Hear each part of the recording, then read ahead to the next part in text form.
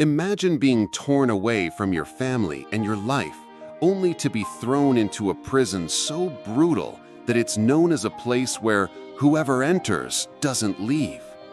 Now imagine this happens not because of anything you did, but because of a government mistake.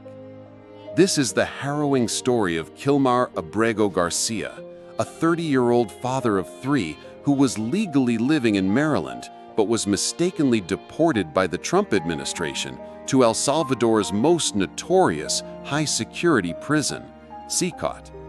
What followed was a nightmare of severe beatings, psychological torture, and unimaginable suffering that exposes a dark side of immigration enforcement and human rights abuses. Kilmar Abrego Garcia was living legally in Beltsville, Maryland, when in March 2025, despite a court order forbidding his deportation, he was forcibly sent back to El Salvador. This deportation was labeled an administrative error by government attorneys, but the consequences were nothing but minor. Upon arrival, Abrego Garcia was taken to the Terrorism Confinement Center, or CECOT, in Tecoluca, a prison infamous for its brutal conditions and treatment of detainees, especially those accused of gang affiliation or terrorism. According to a recent federal court filing, the conditions Abrego Garcia endured were nothing short of torture. From the moment he arrived on March 15th, he was repeatedly struck by prison officers simply for trying to raise his head. A prison official chillingly told him, "Welcome to CECOT. Whoever enters here doesn't leave." After being stripped and forced to change into a prison uniform, he was kicked in the legs with boots and hit on the head and arms to hurry him along. His head was shaved with a zero razor, and he was frog-marched to a cell while being struck with wooden batons. The abuse didn't stop there. Abrego Garcia and about 20 other Salvadoran detainees were forced to kneel from 9 p.m. to 6 a.m., with guards beating anyone who collapsed from exhaustion. He was denied bathroom access during this time and soiled himself, a humiliating and degrading experience. Even though prison officials verified that he was not affiliated with any gang, guards repeatedly threatened to transfer him to cells with gang members, warning that they would tear him apart.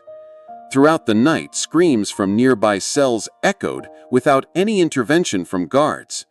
Within just 2 weeks, the physical toll was devastating. Abrego Garcia lost approximately 31 pounds, dropping to about 184 pounds due to severe sleep deprivation, inadequate nutrition, and relentless psychological torment. The prison conditions were harsh: overcrowded, windowless cells with metal bunks and no mattresses, constant bright lighting, and limited sanitation. The story doesn't end with his suffering in CECOT. Abrego Garcia's wife filed a lawsuit against multiple members of the Trump administration, accusing them of knowingly sending him to a place where torture is routine. The lawsuit highlights that U.S. officials were aware of the brutal treatment detainees face in CECOT, yet proceeded with the deportation anyway. In fact, the court filing points out that former President Donald Trump made public comments expressing approval of the harsh treatment inflicted by the Salvadoran government on detainees there. Despite the lawsuit, the Trump administration has sought to dismiss the case, arguing that since Abrego Garcia was returned to the U.S., the issue is moot. However, the legal battle continues as Abrego Garcia remains in custody, now facing serious federal charges of conspiring to smuggle immigrants illegally into the United States. Prosecutors claim he is a member of the violent MS-13 gang, a designated terrorist organization, and argue he should remain jailed to prevent flight risk or witness intimidation. Abrego Garcia denies these charges and gang affiliation, calling the accusations absurd. A federal judge in Tennessee ordered his release last week, but logistical challenges and ongoing legal wrangling have kept him behind bars for now. Kilmar Abrego Garcia is a powerful and disturbing example of how immigration enforcement errors can lead to catastrophic human rights violations. It raises urgent questions about accountability, the treatment of detainees in foreign prisons, and the limits of government power.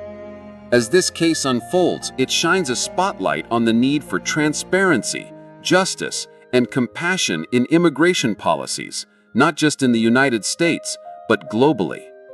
For those watching, it's a reminder that behind every headline about immigration enforcement are real people, families, and lives that can be irreparably harmed by mistakes and negligence.